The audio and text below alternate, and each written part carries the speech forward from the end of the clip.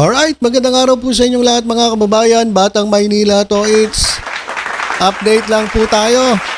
Doon po sa mga nakulong, dyan po sa Qatar. O sila po ay nakulong sapagkat nagsagawa sila ng illegal na rally. O illegal, ibig sabihin, unauthorized. Wala pong permit, wala pong permiso. Galing po sa mga opisyalis yan po sa kanilang lugar sa Qatar. So sila po ay nagrally bilang suporta kay dating Pangulong Rodrigo Duterte. Sila po ang mga nauto. Ito mga kababayan, itong nasa ating screen. Kasi sila po yung nanawagan eh. Si Harry Roque, si Maharlika at kung sino-sino pang mga DDS ang nanawagan sa mga Pilipinong OFW na magsilabasan at magbigay ng suporta dito kay dating Pangulong Rodrigo Duterte.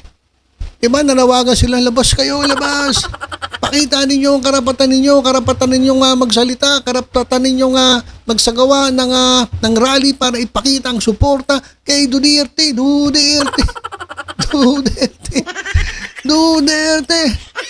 Ano nangyari? O di kulong, hindi nyo man lang inisip. Alam nyo naman yan eh, na bawal po ang mag-rally unauthorized demonstrations. Oh, nauto kayo ni Harry Roque. Hindi kayo. Ngayon, etong si Harry Roque nananawagan. Meron po siyang apela sa mga opisyalis ng Qatar. Akala mo naman pakikinggan. Ano ka, wala ka namang, kumbaga, kumbaga, status mo para pakinggan ka ng opisyalis ng Qatar. Ikaw pa nga yung nananawagan na sila'y maglabasan at magprotesta. So anong style na naman niya, Harry Roque? Ay, pakinggan natin yung apela ni Roque.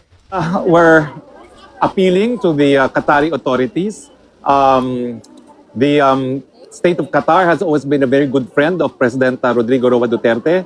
We're appealing to you to understand the sentiments of our countrymen. They love the president and they cannot accept the fact that he is now here at The Hague, held as prisoner by Westerners. No? So we have a common history of being colonized by the West, and I hope you do understand why the Filipinos love President Duterte. So again, it is an appeal to our friends in Qatar. Please show maximum tolerance to Filipinos who only wanted to show their love to President Rodrigo Roa Duterte. Okay, so ayan po yung panawagan ni Harry Roque, mga kababayan. So nananawagan siya, please naman. Maximum tolerance. Unang-una kasi, Harry Roque, dapat pinaalalahanan mo itong ating mga kababayan na bago sila lumabas, siguraduhin nila na meron silang hawak na permit. Lalong-lalo na sa mga lugar na katulad ng Qatar na bawal po ang mga demonstrations. Kasi kayo, dakdak kayo na dakdak ni Maharlika, yaya kayo na yaya. Tapos ngayon, tingnan niyo, mananawagan ka, alam mo, pakikinggan ka ng opisyalis ng Qatar. Sino ka para pakinggan? Oh, tapos ngayon, anong tulong? Dapat ang ginagawa mo, huwag kang manawagan sa Qatar. Ang gawin mo, tulungan mo yung mga nauto mo. Tulungan ninyo yung mga nabudol ninyo. Anong ginagawa nyo? Wala. Nanganawagan kayo sa Qatar. Wala namang epekto yan. Dapat nga, may nabasa akong comment mga kababayan May nabasa akong comment. Ano ba nangyari? Teka lang nawala na, hindi ko na nakita. Basta may nabasa akong comment na sabi, Harry Roque, ikaw ang magbayad ng piyansa. Kasi ang alam ko ang penalty is 20,000 to 50,000 pesos. Pesos pa o reals? Hindi ko na matandaan pero may multa So pinakamaganda, Harry Roque, ang gawin mo, bayaran mo yung multa. Total kayo ang may kasalanan yan. Kayo ang naggaya, kayo ang nag-uto dun sa mga tao na lumabas at magsisigaw, diba? At mag-demonstrate bilang suporta kay dating Pangulong Duterte. Tapos ngayon ang gagawin mo, aapila ka. Anong gagawin ng Qatar susunod sa'yo? Bakit sila susunod sa'yo? Unang-una, may existing na batas sila na bawal. Ang problema kasi sa inyo ni Maharlika, Harry Roque, hindi nyo pinaalahanan yung ating mga kababayan sa mga batas na existing doon sa kanilang mga lugar. Kayo lang makapagdakdak lang, kasi sariling interest ang iniisip ng mga to Sariling interest Kaya yung mga OFW guys, kayo huwag po kayo basta-basta maniniwala, huwag po kayo magpapauto dito sa mga to. Sila okay lang Actually, nagtatago pa nga to nag-a-apply ng asylum. Ano ngayon, nasabi niya, tuwan-tuwa siya mga kababayan. Kasi isa't kalahating taon daw bago ma-aprobahan o disapprove. Ibig sabihin yung proseso, isa't kalahating taon. So tuwan-tuwa siya dahil hindi siya pwedeng pauwiin, hindi siya pwedeng hulihin dyan po sa the Netherlands. Sarili lang talaga iniisip na itong mga to. Maging si Maharlo ka. Kaya wag po kayong magpapaloko mga kababayan. Tingnan ninyo. Anong klase yan? Imbis na tulungan kayo siya magbayad, dapat ganun, bayaran ninyo yung piyansa. Nananawagan ka sa Qatar. Pakikinggan ka ba ng Qatar? May ganun-ganun ka pa. Hindi ka naman pakikinggan. Bakit ka pakikinggan? Sino ka ba? O ngayon, eto nangyari, mga OFWs, makinig kayo. Etong mga ginawa na itong mga panawagan ni Harry Roque ni Maharlo ka, naglabasan yung mga OFW dyan sa Qatar, nahuli ngayon, nakulong. Sino ang tumutulong? Gobyerno. Etong gobyerno na sinisiraan ninyo, itong si Presidente Marcos na kung ano-ano sinasabi ninyo, siya ngayon ang tumutulong sa inyo. Mga pasaway kayo. Pakinggan natin, ano ang tulong na ibinigay ng gobyernong Marcos o ng Malacanang dyan sa mga nakakulong po dyan sa Qatar? Yusek, ditong weekend, mayroon pong mga Filipinos na nakulong sa Qatar dahil daw po doon sa ginawang kilos protesta in support kay dating Pangulong Rodrigo Duterte. Ano po ang tulong na maipagkakaloob ng gobyerno, kung meron man, anong plano para sila po ay matulungan na ma-resolve itong kanilang kinakaharap na kaso doon ngayon? Nung araw po na ito ay napabalita, agad-agaran po ang embahada natin po ay tumulong po agad. Nagpadala po ng labor attaché, isa din pong lawyer para po malaman at mapaglaban ang kanilang mga karapatan. At maliban po dyan ay kung ano pa po ang maaari natin ibigay na tulong, let's say mga care packages, na sa abot makakaya ng ating pamahalaan, ibibigay po natin sa ating kababayan sa nasabing bansa. So hindi naman po sila pababayaan na makulong, ma'am? Ay hindi po. Obligasyon pa rin po ng ating pamahalaan, ng administrasyon, ang mga Pilipino, anuman po ang kulay nila. Wala po tayong sinisino, wala po tayong discrimination patungkol po dyan. Basta po kapwa Pilipino, tutulungan po yan ng administrasyon. Apo. Follow up lang, ma'am, yung ibang mga Filipinos na nagrarally pa rin para dito kay dating Pangulong Rodrigo Duterte, katulad po sa Davao nung kanyang birthday, marami pong nagtipon-tipon sa ibang lugar sa bansa. Ano po ang nakikita nyo rito? Marami pa rin yung mga sumusuporta sa kanya sa dami ng mga umattend. I'm sure nakita rin po ito ni Presidente. Ano po ang take niya dito sa ganito mga sitwasyon?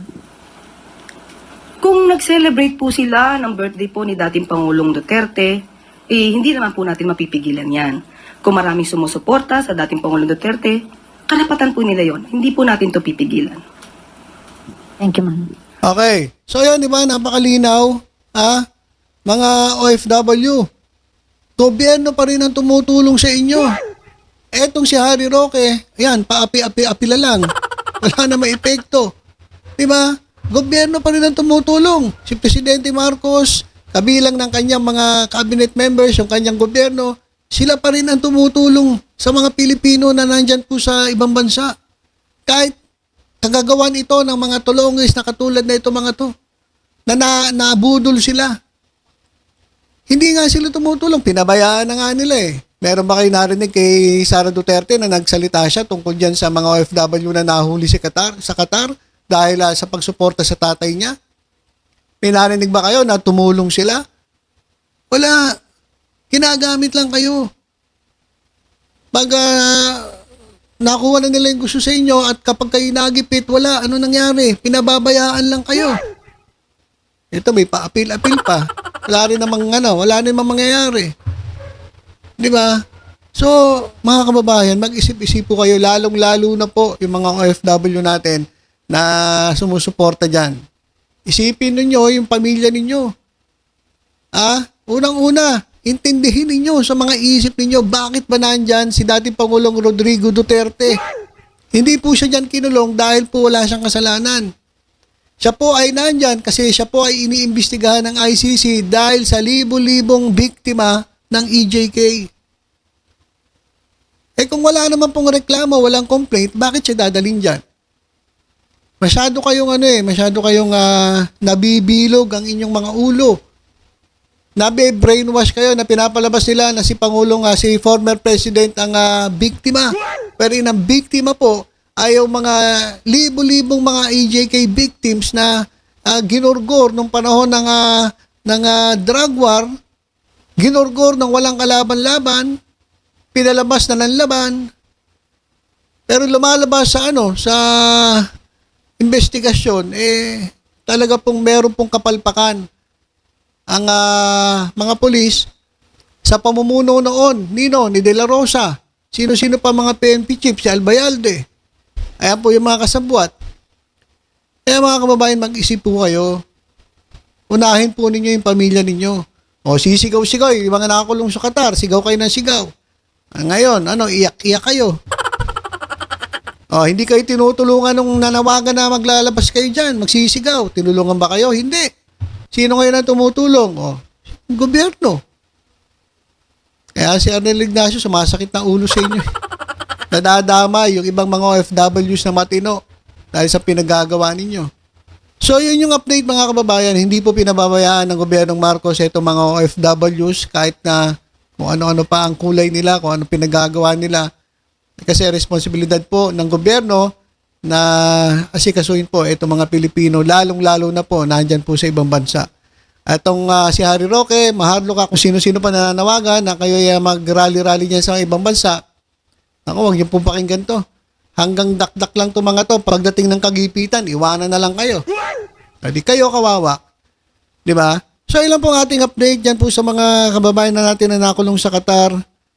Sana po mapalaya na sila at sana paglabas nila, baguhin nila yung isip nila. Pag nauli sila magpapabudol dito sa mga to, sa mga DDS. Alright, so ilan po muna mga kababayan. Tutok-tutok lang po dito sa Batang Maynila to. Sa iba pang updates, ingat po tayong lahat. God bless po.